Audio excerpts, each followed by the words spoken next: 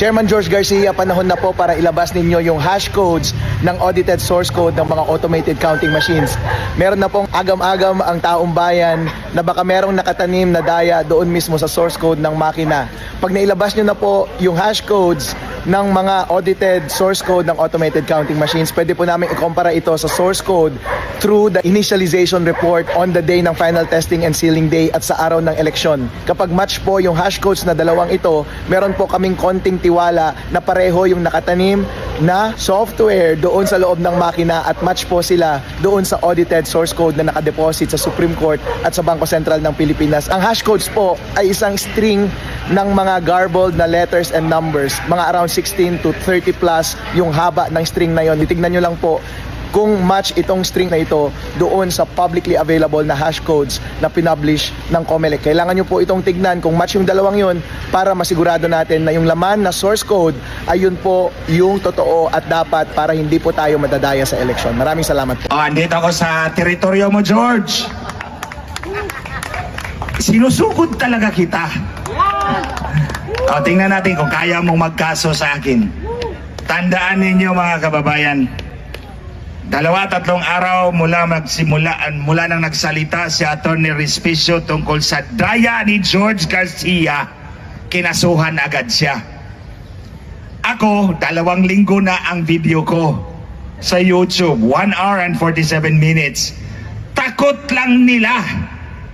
Hindi nila ako kayang kasuhan at hindi nila ako kayang takutin. Ito ngayon, George Garcia, ilang Pilipino ang dadayain mo sa halalan ngayong Lunes? Ulitin ko, George Garcia, ilang Pilipino ang dadayain nyo ngayong darating na halalan sa Lunes? I accuse you publicly and categorically. Bumaba ka dyan. Tingnan natin kung kaya mong harapin ang ebidensyang nakalap ko sa 15 taon na kinalaban ko kayo. Ang dayaan nandyan sa Palasyo del Gobernador. At ito mga kababayan, bago to, kagabi lang to tinawag sa akin. George, makinig ka! Makinig ka, George. Precinct number 240, Barangay Santo Niño, Butuan City. Kahapon, nag-testing and sealing ng mga makina sa Butuan City. Ulitin ko, George. Precinct number 250, Barangay Santo Niño, Butuan City. Test ballot number 9. Ang binoto ng watcher ay si Ching Plaza plus 8 konsihal. Si Ching Plaza at 8 konsihal ang binoto sa test ballot number 9. Paglabas ng resibo, tumugma sa balota.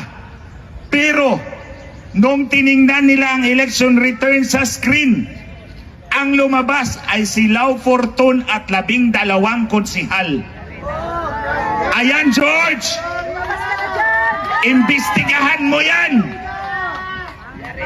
Ulitin ko, test ballot number 9. Clustered precinct number 240, Barangay Santo Niño, Butuan City. Ang binoto ay si Ching Plaza plus 8 konsihal. Ang lumabas ay si Lau Fortun plus 12 konsihal. Hala, sagutin mo yan!